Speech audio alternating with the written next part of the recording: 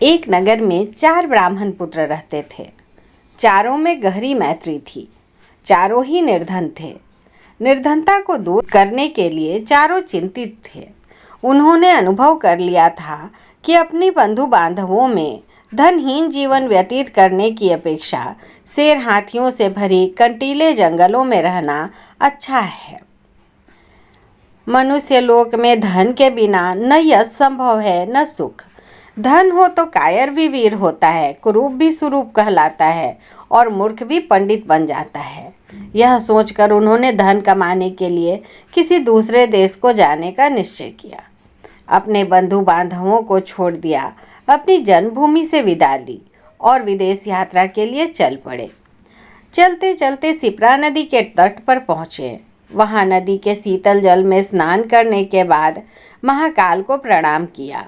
थोड़ी दूर आगे जाने पर उन्हें एक जटाजूटधारी योगी दिखाई दिए। उन योगीराज का नाम भैरवानंद था।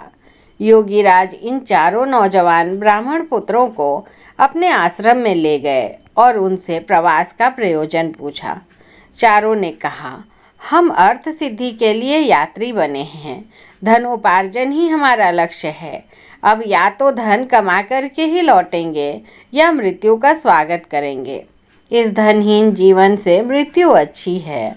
योगीराज ने उनके निश्चय की परीक्षा के लिए जब यह कहा कि धनवान बनना तो दैव के अधीन है, तब उन्होंने उत्तर दिया, यह सच है कि भाग्य ही पुरुष को धनी बनाता है, किंतु साहसिक पुरुष भी अवसर का लाभ उठाकर अपने भाग्य को बदल लेते हैं। पुरुष का पौरुष कभी कभी दैव से भी अधिक बलवान हो जाता है। इसलिए आप हमें भाग्य का नाम लेकर निरुत्साहित न करें। हमने अब धनोपार्जन का प्रण पूरा करके ही लौटने का निश्चय किया है। आप अनेक सिद्धियों को जानते हैं। आप चाहें तो हमें सहायता दे सकते हैं, हमारा पथ प्रदर्शन कर सकते हैं। योगी होने के कारण आपके पास महती शक्तियाँ हैं। हमारा निश्चय भी महान है, महान ही महान की सहायता कर सकता है। भैरवानंद को उनकी दृढ़ता देखकर प्रसन्नता हुई। प्रसन्न होकर धन कमाने का एक रास्ता बताते हुए उन्होंने कहा, तुम हाथों में दीपक लेकर हिमालय पर्वत की ओर जाओ। वहां जाते जाते जब तुम्हारे हाथ का दीपक नीचे गिर पड़े तो ठहर जाओ। जिस स्थान पर दीपक गिरे उसे खोदो, वहां तुम्हें धन मिलेगा। धन लेकर वापस चले जाओ। चारों युवक हाथों में दीपक लेकर चल पड़े। कुछ दूर जाने के बाद उनमें से एक के हाथ एक दीपक भूमि पर गिर पड़ा। उस भूमि को खोदने पर उन्हें ताम्रमयी भूमि मिली। वह तांबे की खान थी। उसने कहा, यहाँ जितना चाहो तांबा ले लो। अन्य युवक बोले, मूर्ख, तांबे से दरिद्रता दूर नहीं होगी। हम आगे बढ़ेंगे, आगे इससे अधिक मूल्य की वस्तु मिलेगी। उसने कहा, तुम आगे जाओ, मैं तो यहीं रहूँगा। यह कहकर उसने यथेष्ट तांबा लिया और घर लौट आया। शेष तीनों मित्र आगे बढ़े। कुछ दूर आगे जाने के बाद उनमें से एक के हाथ का दीपक जमीन पर गिर पड़ा। उसने जमीन खोदी तो चांदी की खान पाई। प्रसन्न होकर वह बोला, यहाँ जितनी चाहो चांदी ले लो, आगे मत जाओ। शेष दो मित्र बोले, पीछे तांबे की खान मिली थी, यहाँ चांदी की खान मिली है, निश्चय ही आगे सोने की खान मिलेगी, इसलिए हम तो आगे ही बढ़ेंगे। यह कहकर दोनों मित्र आगे बढ़ गए। उन दोनों में से एक के हाथ से फिर दीपक गिर गया। खोदने पर उसे सोने की खान मिल गई। उसने कहा, यहाँ जितना चाहो सोना ले लो, हमारी दरिद्रता का अंत हो जाएगा। सोने से उत्तम कौन सी चीज़ है? आओ, सोने की खान से यथेष्ट सोना खोद लें और घर ले चलें। उसके मित्र ने उत्तर दिया, मूर्ख, पहले तांबा मिला, फिर चांदी, अब सोना मिला है। निश्चय ही आगे रत्नों की खान होगी। सोने की खान छोड़ दें और आगे चल।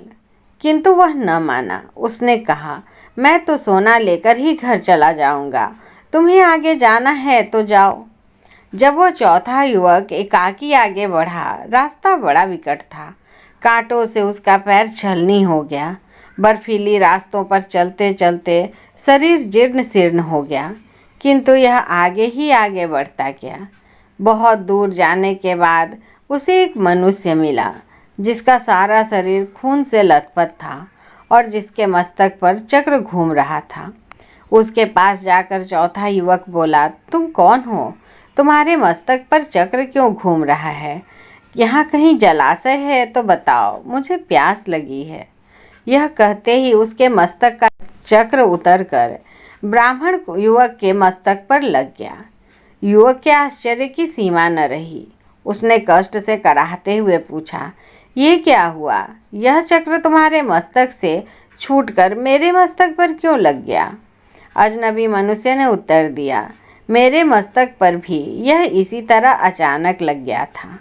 अब यह तुम्हारे मस्तक से तभी उतरेगा जब कोई व्यक्ति धन के लोभ में घूमता यहाँ तक पहुँचेगा और तुमसे बात करेगा।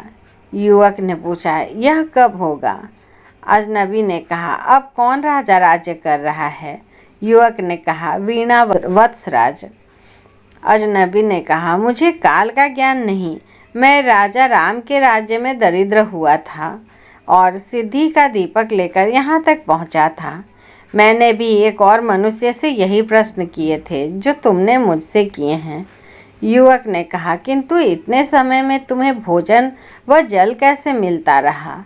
अजनबी ने कहा, यह चक्र धन के अति लोभी पुरुष के लिए बना है।